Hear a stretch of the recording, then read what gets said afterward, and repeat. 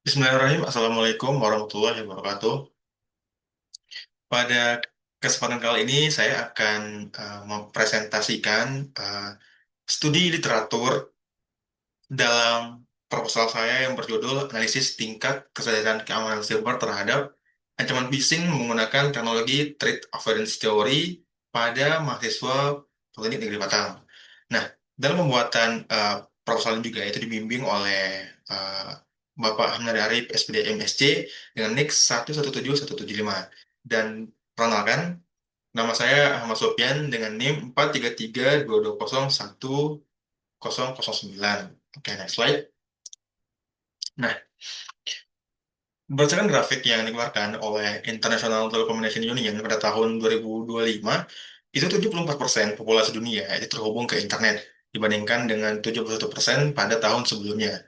Nah, hal ini setara dengan 6 miliar orang, itu naik dari 5,8 miliar pada tahun 2024. Nah, pertumbuhan tahunan ini itu meningkat sedikit menjadi 3,3%, naik dari 2,9% sebelumnya. Nah, menurut Tan et al. Dalam papernya tahun 2024, perkembangan teknologi informasi yang semakin pesat telah mendorong peningkatan layanan digital di berbagai sektor, termasuk pada lingkungan pendidikan tinggi. Nah, merujuk kembali pada pernyataan Tanet Paul tadi, mahasiswa itu sebagai bagian dari pengguna aktif teknologi informasi tidak terlepas dari penggunaan email, aplikasi pesan instan, sistem akademik daring, serta berbagai platform digital lainnya dalam menunjang aktivitas akademik sehari-hari. Nah, ketergantungan mahasiswa terhadap internet ini dan layanan digital semakin tinggi, terutama dalam aktivitas pembelajaran dan administrasi akademik. Nah, namun dengan meningkatnya ketergantungan terhadap teknologi ini juga diikuti dengan meningkatnya ancaman keamanan cyber. Nah, salah satunya adalah serangan phishing. Pada gambar sebelah kiri itu menyoroti laporan tahunan Kominfo CSIRT untuk tahun 2024, menyoroti berbagai peristiwa dan tren keamanan cyber yang terjadi di Kementerian Komunikasi dan Informatika. Data menunjukkan bahwa total grafik anomali selama tahun berjalan mencapai 2,117 Gbps dengan puncak tertinggi terjadi pada bulan April dan puncak terendah pada bulan November. Nah, pada gambar sebelah kanan itu menyoroti data 500 traffic anomali nasional berdasarkan landscape keamanan cyber tahun 2024 menurut BSSN, dan salah satunya adalah phishing. Nah, menurut Zulfahmi et al. Dalam papernya tahun 2022, itu dalam konteks keamanan cyber itu manusia sering disebut sebagai elemen yang paling rentan dalam sistem keamanan informasi. Nah, lalu menurut Arachilogi dan Love dalam papernya tahun 2014, rendahnya tingkat kesadaran keamanan siber atau seperti awareness pada pengguna dapat meningkatkan risiko keberhasilan serangan phishing. Nah, oleh karena itu, upaya pencegahan tidak hanya berfokus pada aspek teknologi, tetapi juga pada peningkatan kesadaran dan perilaku pengguna terhadap ancaman siber ini. Nah, salah satu pendekatan yang dapat digunakan untuk menganalisis kesadaran keamanan siber pengguna adalah teknologi Threat Avoidance Theory atau TTAT. Nah, berdasarkan uraian tersebut, itu diperlukannya penelitian untuk menganalisis tingkat kesadaran keamanan siber mahasiswa Politeknik Negeri Batam terhadap ancaman phishing menggunakan pendekatan TTAT ini. Sehingga hasilnya penelitian ini dapat menjadi sumber dan dalam penyusunan strategi peningkatan security awareness di lingkungan akademik. Slide. Oke. Tujuan dari studi literatur ini adalah untuk mengkaji berbagai penelitian terkait kesadaran keamanan terhadap phishing, membandingkan metode dan hasil penelitiannya, serta mengidentifikasi research gap yang dapat menjadi dasar penelitian selanjutnya. Oke, untuk metode yang digunakan sendiri adalah di literatur dengan mengumpulkan beberapa paper penelitian yang relevan, khususnya pada rentang tahun 2021 hingga 2025. Nah, paper yang dipilih itu berfokus pada topik phishing dan security awareness, kemudian dianalisis secara komparatif berdasarkan masalah, solusi, metode, dan hasil penelitiannya. Oke.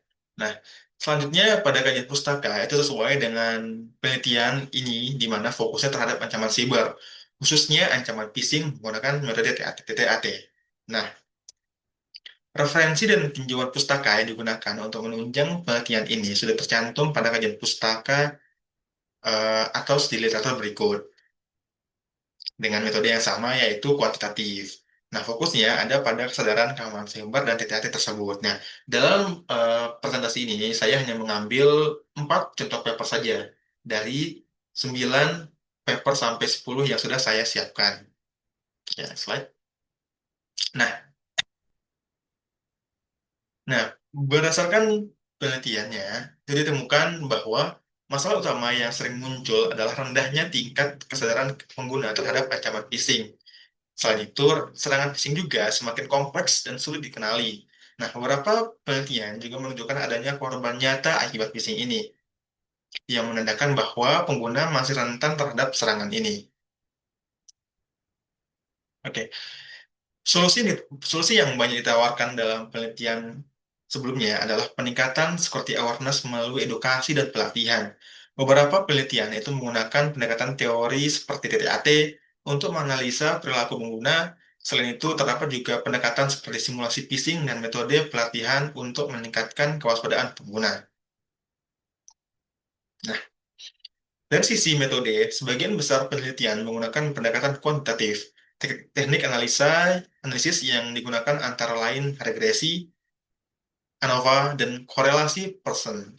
Selain itu, terdapat juga pendekatan berbasis data, mining seperti clustering untuk mengelompokkan tingkat kesadaran si pengguna.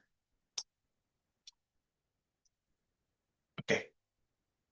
Hasil dari berbagai penelitian menunjukkan bahwa tingkat kesadaran pengguna itu memang memiliki pengaruh yang signifikan terhadap kemampuan dalam menghindari ancaman phishing.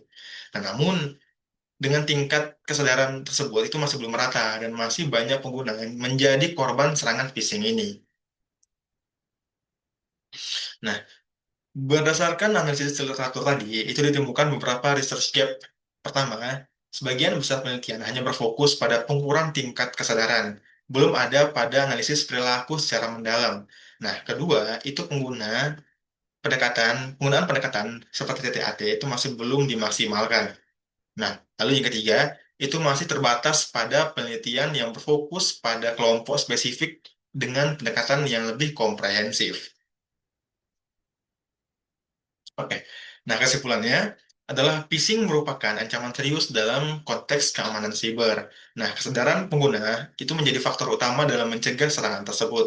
Nah, namun dengan berdasarkan studi literatur, tingkat awareness itu masih perlu ditingkatkan melalui pendekatan yang lebih efektif dan berkelanjutan. Nah, mungkin demikian yang dapat saya sampaikan. Kurang lebihnya saya mohon maaf. Terima kasih atas perhatian Bapak dan Ibu. Saya Ahmad Sofyan undur diri. Wassalamualaikum warahmatullahi wabarakatuh.